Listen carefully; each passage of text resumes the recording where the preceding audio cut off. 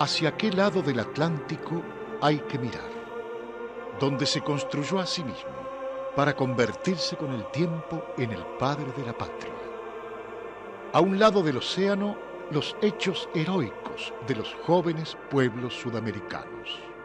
Del otro, la gloria cimentada con su ejemplo. Tan ardua es la tarea que solo aquí descubriremos un trazo de su propia historia inabarcable en su totalidad. Vamos camino al encuentro de sitios y lugares donde José de San Martín, lejos de la patria que ayudó a crear, se convirtió en el hombre ejemplar, respetado por todos.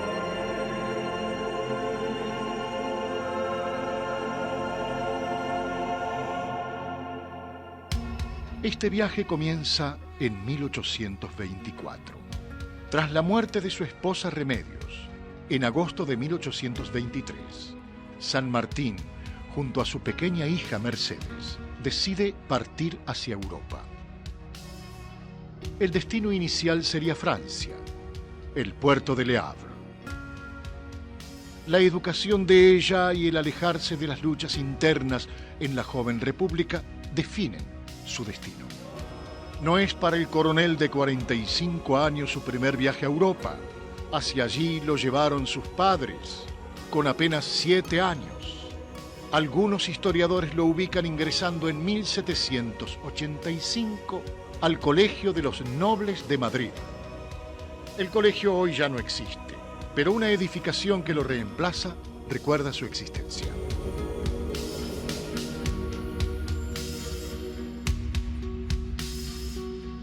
Veinte años antes de su regreso a Europa, en 1804, es ascendido y destinado a prestar servicios en el batallón de voluntarios de Campo Mayor, en Cádiz. Aquella ciudad que lo albergó como jefe militar fue, por un capricho del destino, el sitio de exilio y lugar de la muerte de su enemigo político, Bernardino Rivadavia.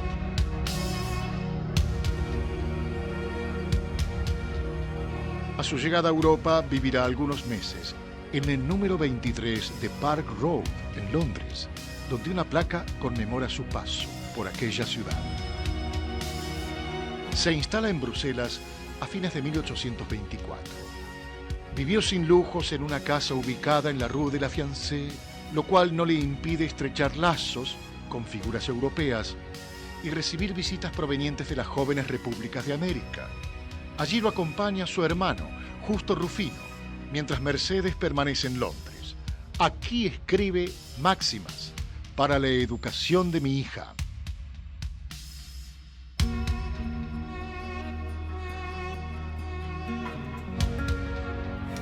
Cuatro años después retorna a Buenos Aires, pero decide no bajar del barco y quedarse al margen de las luchas internas entre unitarios y federales, al enterarse, en Río de Janeiro, del fusilamiento del gobernador Manuel Dorrego, ordenado por Juan Lavalle. Buenos Aires se consumía en esa hora en una guerra civil. Los diarios lo maltrataban, acusándolo de diferentes conspiraciones. Retornar a Europa es su objetivo, recalando por poco tiempo en Montevideo, hasta su partida definitiva de Sudamérica. De vuelta en Europa y luego de un paso por Inglaterra y Francia, regresa a Bruselas en septiembre de 1829. La revolución que estalla en los Países Bajos lo obliga a dejar la ciudad para alejar a su hija de los enfrentamientos y de las epidemias.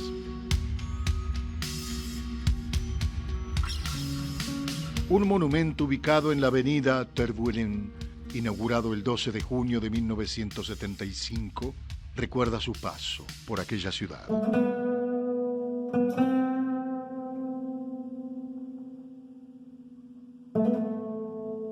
En 1830 se instala en París, residiendo por casi 20 años. Recibe visitas ilustres del Río de la Plata, como Juan Bautista Alberdi y Florencio Varela, entre otros. Centro de animadas tertulias, fue además el sitio donde su hija Mercedes contrae enlace con Mariano Balcarce, Juntos viajarán a Buenos Aires para resolver cuestiones pendientes de su padre, entre ellas la herencia de su madre, la disposición de sus bienes y llevar de regreso a Europa su sable corvo.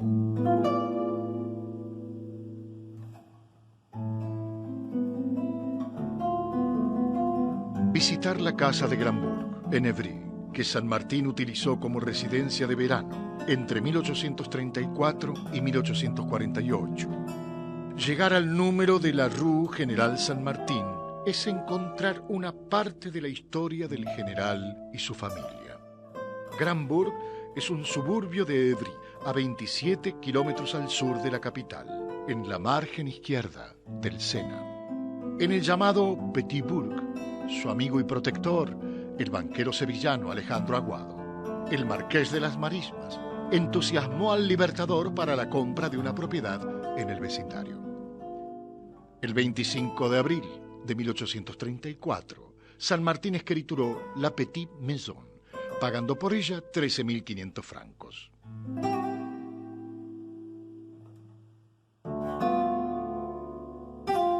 La propiedad contaba con un amplio terreno que el general convirtió en una huerta, la cual se conserva en la actualidad. En esta casa, San Martín y su familia pasaron largas temporadas veraniegas.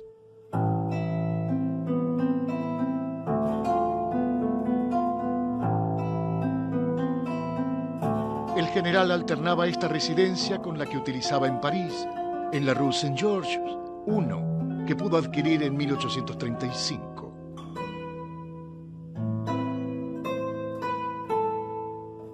En los desplazamientos entre su casa de campo en Évry y su casa en la calle Saint-Georges, San Martín cruzaba el Parque Montsouris. Domingo Faustino Sarmiento, quien lo visitó en 1846, dejó el testimonio de ese recorrido.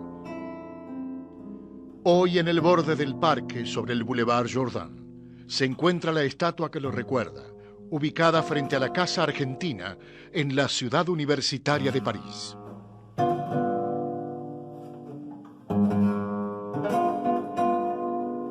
La casa de Évry fue vendida poco tiempo después y pertenece desde entonces a la Congregación de la Solitude.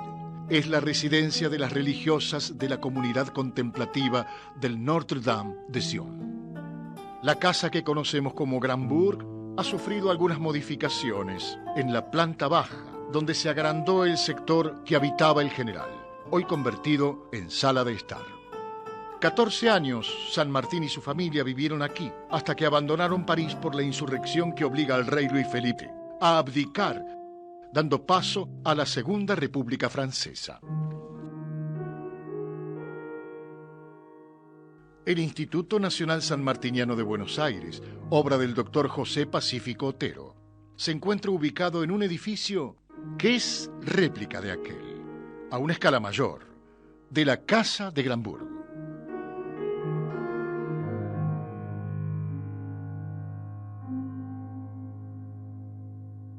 San Martín emprende a fines de 1845 un recorrido por la península itálica. El día de Navidad lo recibe en Nápoles, donde permanecerá por un mes. Desde allí parte junto a un criado a Roma, donde se aloja en el Gran Hotel Minerva.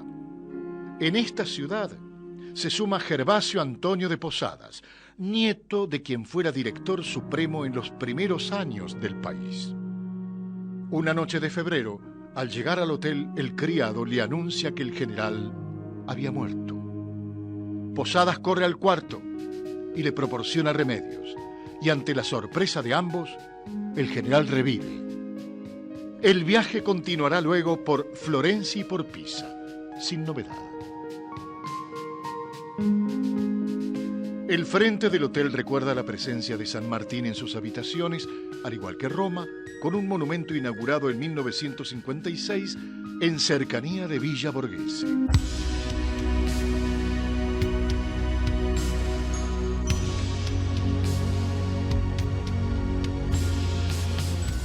La presencia del general aún se siente en las calles de Boulogne-sur-Mer. Si bien su estancia fue de apenas 2 años, está marcada a fuego, no solo en su monumento, sino también en la casa que habitó desde 1848 hasta su muerte, al abandonar París por la Revolución para dirigirse a Inglaterra. Finalmente se muda a Boulogne-sur-Mer, en la costa del Mar del Norte. Decide alojarse en la casa del abogado Adolphe Gérard, alquilando la segunda planta en el número 105 de la Grande Rue, a pocos metros de la vieja muralla de la ciudad. A las 3 de la tarde de aquel 17 de agosto de 1850, José de San Martín pasa a la inmortalidad. La tempestad ha llegado a puerto y los relojes se detienen en su honor.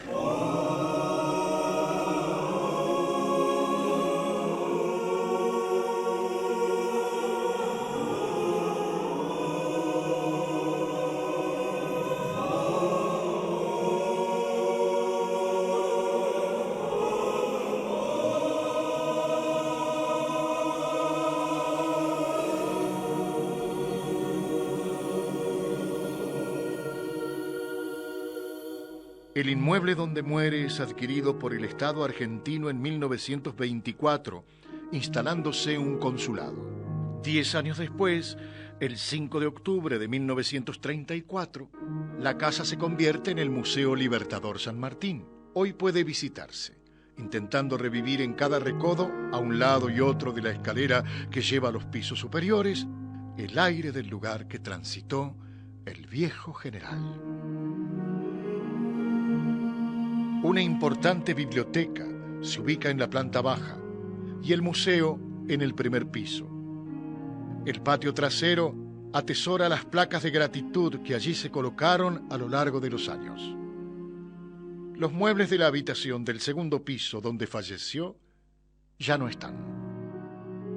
Su nieta los dona al nuevo Museo Histórico Nacional, ubicado en el Parque Lezama, en Buenos Aires, donde hoy pueden apreciarse en el ingreso al mismo. La reproducción del ambiente es fruto del plano que acompañó el traslado de los muebles, junto a una réplica de la puerta de acceso a la casa.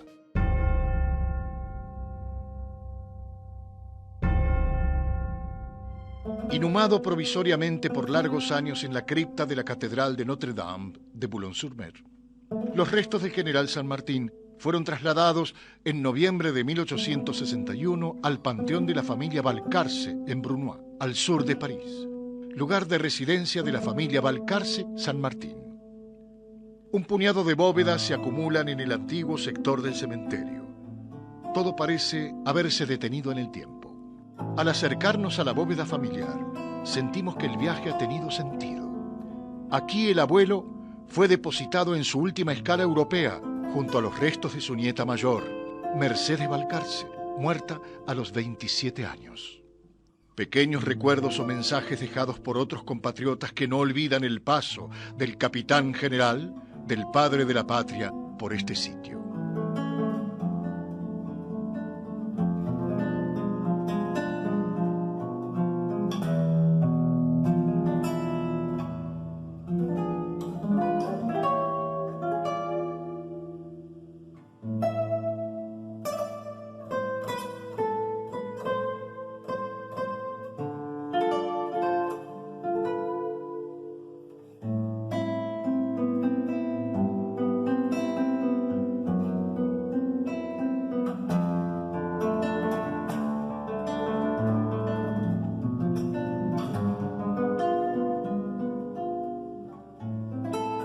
Le Havre, aquella ciudad portuaria que lo recibió en 1824, a su regreso a Europa, hoy lo despide.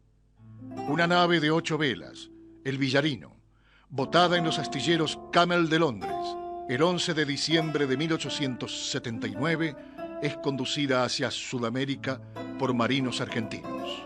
En su viaje inaugural, tiene la misión de transportar los restos mortales de José de San Martín hacia Buenos Aires. Para ello, su primera parada es el puerto de Le Havre. El Bassin du Roi espera la llegada de la nave para cumplir con el último homenaje en tierra europea a San Martín. Un tren especial preparado para la ocasión por Mariano Valcarce partió desde la Gare Saint-Lazare, en París, llevando a funcionarios del gobierno y autoridades de diferentes países americanos. La Catedral de Notre-Dame de Le Havre fue el sitio para el responso. La catedral histórica de la ciudad, repleta en todas sus naves, recibe el féretro con el cuerpo del general. Despedido con los honores de jefe de Estado, todo estuvo a cargo del más importante ceremonialista francés.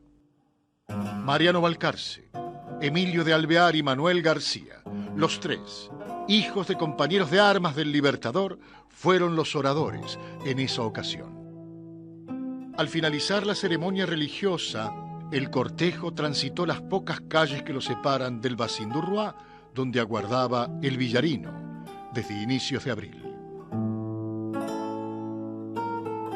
Los edificios públicos y los consulados, junto con las banderas de los barcos, estaban a media asta. Las calles de Le Havre cubiertas de vecinos, las campanas al viento de las iglesias y la banda militar argentina despidieron a San Martín de la tierra que lo albergó un cuarto de siglo.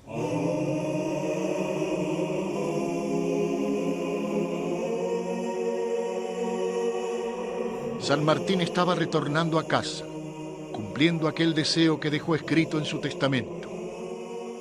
Sí desearía él que mi corazón fuese depositado en el de Buenos Aires. Era el 22 de abril de 1880. Comenzaba el último viaje.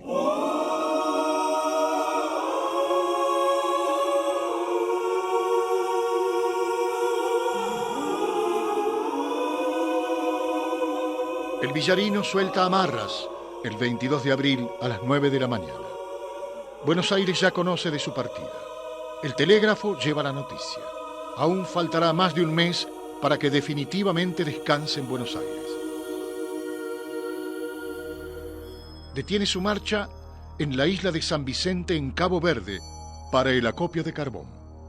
Avanza a toda máquina a 11 millas náuticas. El viaje de regreso demora menos. El Villarino surca los mares, trayendo su preciada carga, haciendo honor a la hora de los tiempos. Enterados en Uruguay sobre el pronto arribo del Villarino a Buenos Aires, organizan una recepción, por lo cual el buque detiene su marcha en Montevideo el 20 de mayo. Montevideo es testigo del tributo al gran argentino, con los brazos abiertos y el corazón emocionado. La partida está programada para esa misma tarde.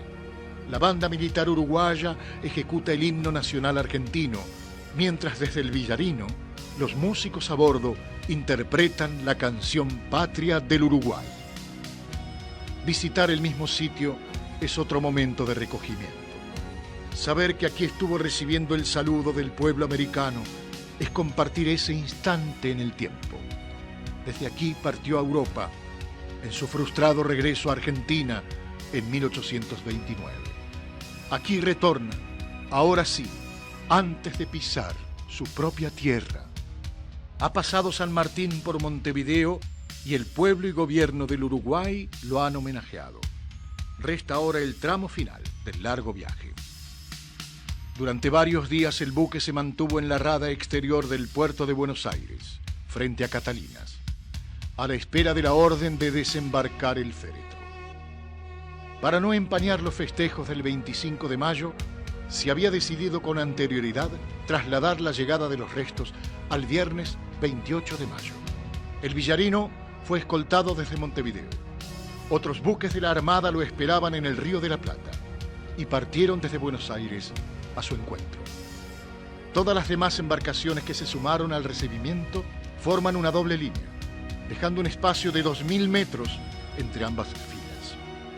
El cuerpo es bajado del Villarino a la falúa del buque y remolcado por el vapor Talita para alcanzar con su preciada carga el muelle de las Catalinas.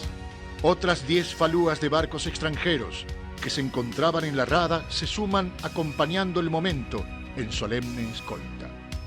Las salvas de artillería presentan sus respetos al héroe de la patria. Las banderas de todos los buques son izadas a media asta. Las tripulaciones de los barcos anclados forman en cubierta saludando el paso de los restos. Las campanas al viento de las iglesias de la ciudad y los silbatos de las fábricas y naves se suman al recibimiento. Las baterías de tierra no dejarán de disparar cada cuarto de hora hasta que el cuerpo se encuentre depositado en la catedral, en cuyo momento se hará la salva extraordinaria de 101 cañonazos, escriben los diarios de la época. Pese al clima, el pueblo está en las calles alborozado, recibiendo al gran capitán. Se cuentan por miles. Algunos periódicos dirán más de 100.000 almas. Las salvas de la artillería atronan el firmamento. Es un momento único. El toque de atención del clarín anuncia la llegada de San Martín a Buenos Aires. La piel se eriza en los presentes. Están frente a los restos del más grande de los patriotas de estas tierras. Un hilo de sol se cuela entre las nubes. Los integrantes de la Comisión de Repatriación colocan la bandera del Ejército de los Andes sobre el ataúd junto a dos coronas, una con palmas de Yapeyú y la otra con gajos del pino de San Lorenzo. La bienvenida al pie del muelle está a cargo del expresidente Domingo Faustino Sarmiento en nombre del Ejército. Tras la alocución, el cortejo se pone en marcha hacia la Plaza del Retiro. El ataúd es cargado en la parihuela, llevándolo hasta el catafalco instalado al pie de su monumento. Allí suena la marcha fúnebre, compuesta por el maestro Osvaldo Pérez Uriondo.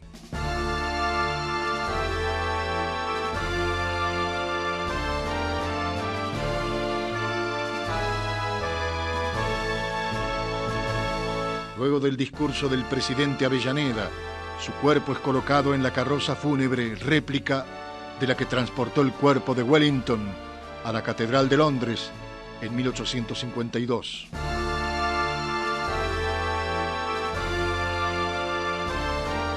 El cortejo marchó por la calle Florida. En cada esquina, a cada lado de la calle, saludan su paso. Desde los balcones llueven flores una vez más. El paso lento permite el acompañamiento de los ciudadanos. Están viviendo un momento pocas veces visto en la ciudad. Más de 2 horas y media dura el desfile. Al llegar a la Plaza de la Victoria, dobla frente a la recoba que divide aún la actual Plaza de Mayo, deteniéndose frente a la entrada de la Catedral Metropolitana.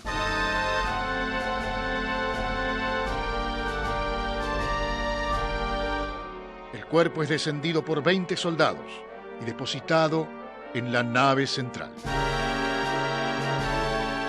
Tras un responso oficiado por las autoridades eclesiásticas, el pueblo le rinde tributo durante 24 horas.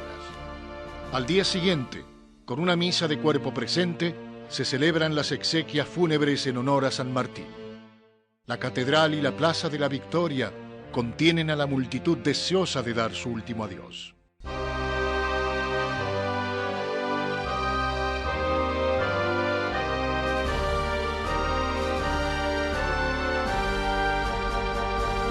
Los acordes de la marcha fúnebre de Uriondo vuelven a sonar en el órgano de la catedral durante la ceremonia. Su partitura, perdida en el tiempo, fue recuperada entre los papeles de Bartolomé Mitre que se atesoran en el museo que lleva su nombre.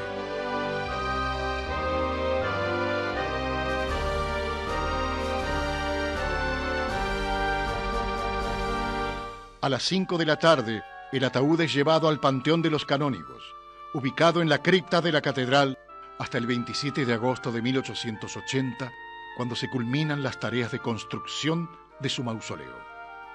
Su corazón ya descansa en Buenos Aires.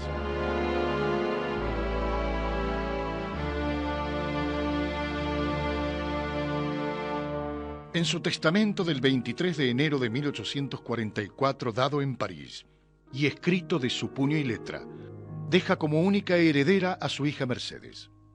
Balcarce, yerno de San Martín, comunica la muerte del general al gobierno de Argentina. La noticia llega al país el 31 de octubre. El ministro Arana responde las cartas de Balcarce. Pierde en el ilustre general un ciudadano militar y un político eminente, ordenándose el traslado de los restos a Buenos Aires por cuenta del gobierno, quede también cumplida la última voluntad del extinto, cuando la familia así lo decida. Si bien el testamento original se encuentra en el Instituto Sanmartiniano, el mismo fue copiado y legalizado por su yerno, Mariano Balcarce, en París, y fechado el 29 de septiembre de 1850.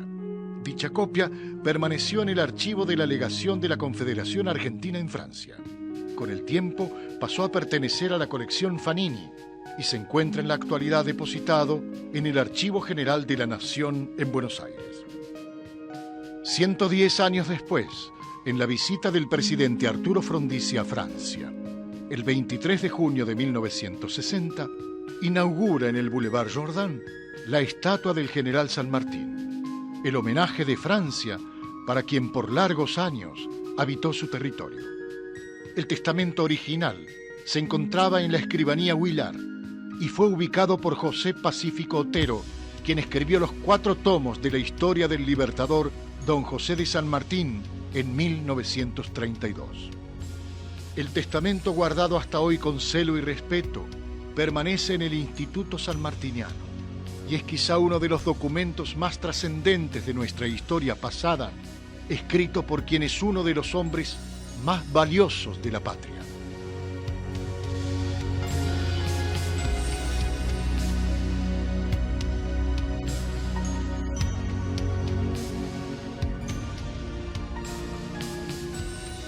La llegada de los restos fue un hecho planificado, intentando quizás dar al retorno un perfil conciliador de unidad. Si la unidad de un país no podía darse por sus símbolos y sus héroes, se lucharía con las armas pocas semanas después.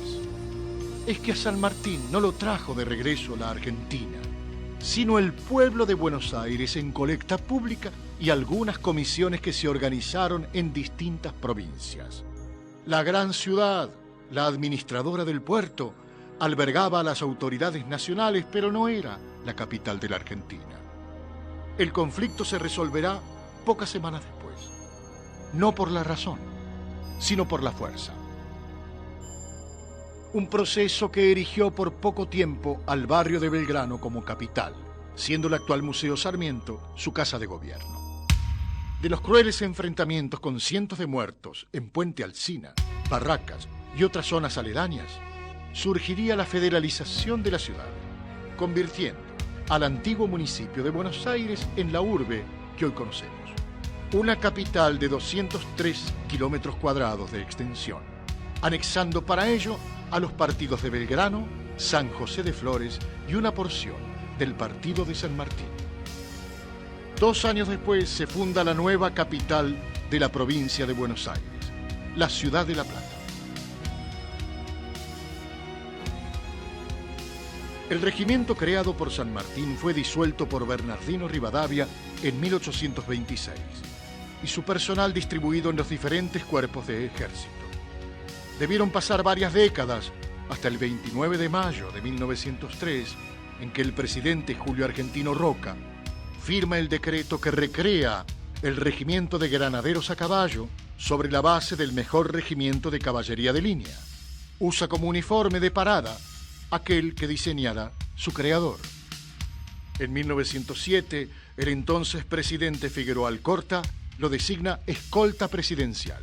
Desde entonces, cada mañana se los puede ver marchar, desde la Casa de Gobierno a la Catedral, donde 2 de ellos quedan montando guardia a la entrada del mausoleo del general San Martín, además de izar y arriar la bandera en Plaza de Mayo. Finalmente, por decreto del 23 de marzo de 1918, el presidente Hipólito Yrigoyen le impone su actual nombre, Regimiento de Granaderos a Caballo General San Martín.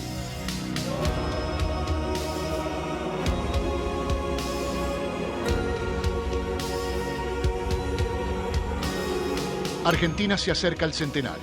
Los padres de la patria tendrán su reconocimiento con monumentos en distintos lugares del país y del exterior. Una suscripción pública permite reunir los fondos para erigir el monumento ecuestre de San Martín en Boulogne-sur-Mer, obra del escultor francés Henri Alloy, en el Boulevard Saint-Beuve. e inaugurado el 24 de octubre de 1909. Las bandas del Regimiento de Ingenieros, de la Fragata Presidente Sarmiento y la de Granaderos, llegadas especialmente para la ocasión, tocan sucesivamente la Marsellesa y el himno nacional argentino. La entrega del monumento a la ciudad, el primero en su honor en Europa, concita toda la atención, volcando al pueblo en sus calles. El acto, con innumerables vivas y aplausos, se acrecienta con el descorrer de la tela que lo cubre. Mientras las salvas de los cañones saludan al cielo, el alcalde envía al presidente argentino, José Figueroa Alcorta, un telegrama. La estatua de San Martín ha sido inaugurada entre el entusiasmo popular. Sobre el pedestal, el libertador levantando la bandera. A su pie, una estatua representa la República reconocida, ofrendando una corona de laurel. Del otro lado, un trofeo de bandera, cañón, clarín, tambor y fusiles. En las paredes del pedestal se incluyen dos bajorrelieves: el cruce de los Andes y San Martín rechaza el poder. Aún deberán pasar 2 guerras europeas para ver el monumento como lo vemos hoy. Herido por más de 150 disparos de metralla de los aviones británicos, el monumento fue restaurado con la idea de dejar algunas de esas heridas en el corazón del metal para que la humanidad no olvide el flagelo de la guerra y la destrucción que provoca. Una réplica del mismo se encuentra ubicado en la plaza que lleva su nombre frente a la Casa de Gobierno de Buenos Aires en la ciudad de La Plata.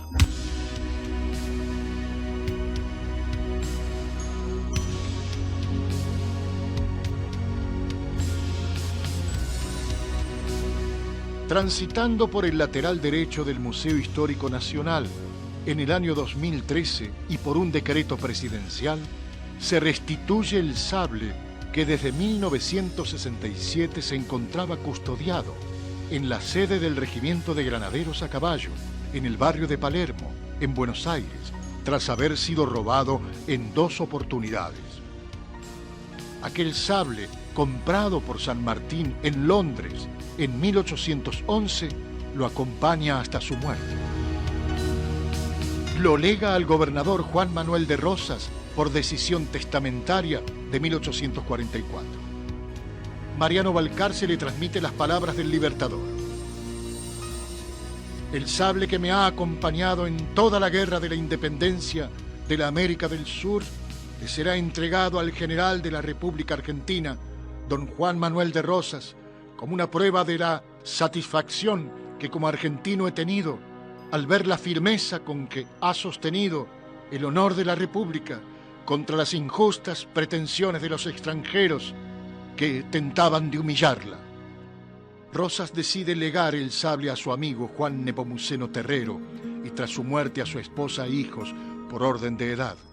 La espada pasa así a posesión de Máximo Terrero y Manuelita Rosas. En 1896, Adolfo Carranza, director del Museo Histórico Nacional, solicita a ambos la donación del sable de San Martín, a lo cual acceden. El mismo es enviado desde Londres a Buenos Aires, llegando el 4 de marzo de 1897. El sable es donado a la nación argentina, con guarda en el Museo Histórico Nacional. Entre los valiosos objetos que conservan allí se encuentra la única imagen de San Martín, tomada por iniciativa de su hija Mercedes en 1848 en París, antes de partir al norte de Francia. El invento de Daguerre deja para la posteridad la verdadera imagen del gran capitán. De él se hicieron 2 imágenes, pero solo una se conserva en la actualidad. La imagen que vemos se corresponde a los primeros daguerrotipos que producían una imagen invertida. Si la persona presenta en la toma su perfil derecho, se trata del izquierdo. Este es el caso del retrato de San Martín.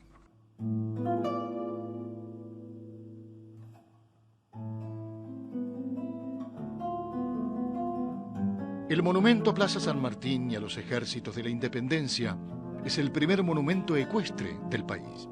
Fue inaugurado el 13 de julio de 1862, obra del escultor francés Louis Joseph Dumas. Su ubicación en el barrio del Retiro en Buenos Aires no fue elegida al azar. Fue levantada en el mismo sitio donde el general San Martín construyó la historia de los granaderos a caballo, el cuerpo que creó el 16 de marzo de 1812 y que permaneció en ese predio entre 1813 y 1818. El conjunto escultórico fue completado en 1910 por el escultor alemán Gustavo Eberlein.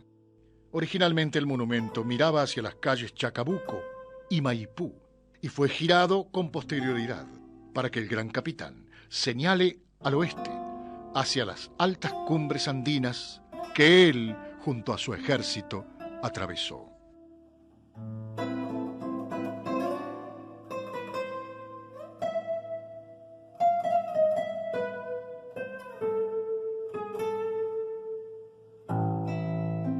La piedra fundamental del mausoleo que contendría los restos de San Martín en la Catedral de Buenos Aires se colocó el 25 de febrero de 1878, a 100 años de su nacimiento. Aún restaban 2 años para su repatriación. Nicolás Avellaneda, presidente de la Nación, impulsor de su regreso, fue parte de aquella ceremonia. El mausoleo originalmente iba a construirse en la capilla Bautisterio, solicitándose luego otro espacio más importante, conviniéndose levantarlo en la capilla de Nuestra Señora de la Paz. El mausoleo encargado llegó desarmado al puerto de Buenos Aires. El mismo buque de guerra que trajo los restos embalsamados del general San Martín transportó parte de las piezas que luego darían forma en el lateral derecho de la catedral al mausoleo erigido en su memoria. La creencia en que el mausoleo está edificado fuera de la línea de edificación del Templo Mayor de Buenos Aires dio origen a versiones controversiales que atribuyen la pertenencia a la masonería del Libertador. Ningún documento de aquellos años indica la negativa de la Iglesia a que los restos de San Martín descansen dentro de la catedral bajo su custodia, expresando al contrario su beneplácito. No es solo esta cuestión la que amerita diferentes opiniones. También sobre la manera en que se cree fue colocado el féretro el 27 de agosto de aquel año en la capilla que lleva su nombre, anexa a la iglesia metropolitana, según el acta de aquel día, pero que nada dice sobre la posición del féretro. En 1947, el Instituto Nacional Sanmartiniano publica un croquis con la forma en que está el ataúd, basado en un relato oral conocido 67 años después de la época de su construcción. A partir de la misma, la versión tomó fuerza en la masonería. El féretro fue colocado así por ser masón. Además de estar cabeza abajo, mirando al infierno inclinado a 33 grados. Juan Manuel Terrero manifestó que la inclinación sería de 15 grados, ya que el espacio para el ataúd era insuficiente, y que la orientación del mismo es de norte a sur, con su cabecera hacia el altar mayor, según lo informara el cardenal Santiago Copelo en 1947 al Instituto Nacional Sanmartiniano, que sin embargo no hizo pública la información. Ernesto Quesada, quien acompañó los restos desde Francia en el Villarino, indicó en su crónica de viaje que el féretro medía 2 metros de largo por 60 centímetros en su parte más ancha, siendo el mismo con el que fue sepultado en Boulogne-sur-Mer. Una placa de mármol aún se conserva en la cripta de esa catedral, recordando su presencia. Años después, en el lateral derecho, sobre el frente de la Catedral de Buenos Aires, se colocó, el 17 de agosto de 1947, una lámpara votiva con la inscripción: aquí descansan los restos del capitán general don José de San Martín y del soldado desconocido de la Independencia. Salúdalos.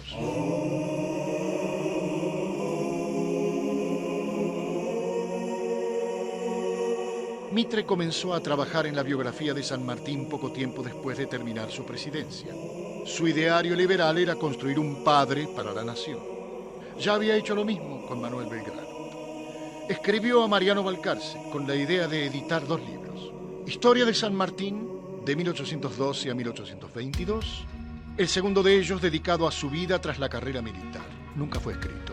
Balcarce le envió documentos personales de San Martín en Europa para su obra. Luego de su muerte, su hija Pepa continuó con la tarea. En carta de 8 de octubre de 1886, le escribe a Bartolomé Mitre detallando los documentos que le envía para su historia de San Martín. Cartas, papeles, mapas y proclamas que fueron de sumo valor para la obra. En la otra carta le informa que remite diversos objetos, reloj y cadena, como también uniforme, bandas y otros elementos.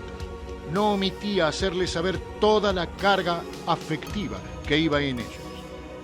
Historia de San Martín y de la Emancipación Americana fue escrito en 1869, a casi 20 años de la muerte del gran capitán, y editado por la editorial del diario La Nación en 1887, algunos años después del regreso de sus restos a la ciudad de Buenos Aires. Bartolomé Mitre murió en su lecho el 19 de enero de 1906. Miles de estos documentos se conservan en el Museo y Archivo Mitre en Buenos Aires, en la que fuera su casa y primera redacción de su diario La Nación.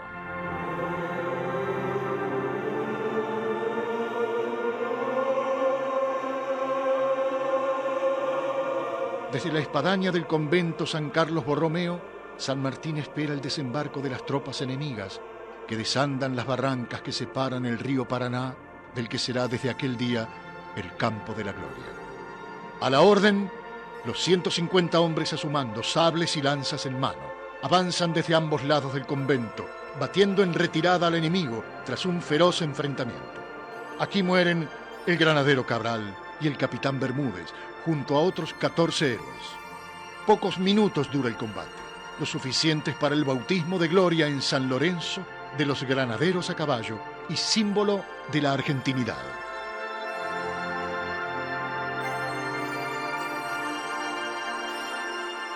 Una chapa de plata de solo 12 centímetros de ancho y 12 de largo dice sobre el féretro: José de San Martín, guerrero de la independencia.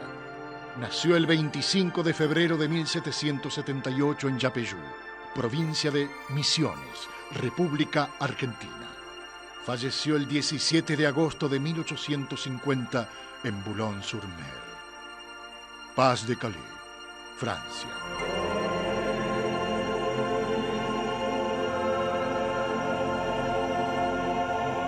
Nada prefirió más que la libertad de su patria. Dijo: seamos libres y lo demás no importa nada. Ese sentimiento de patria y de pertenencia, forjado a un lado y otro del Atlántico, nos permite afirmar que el faro que resignifica su historia es parte de nuestro propio futuro.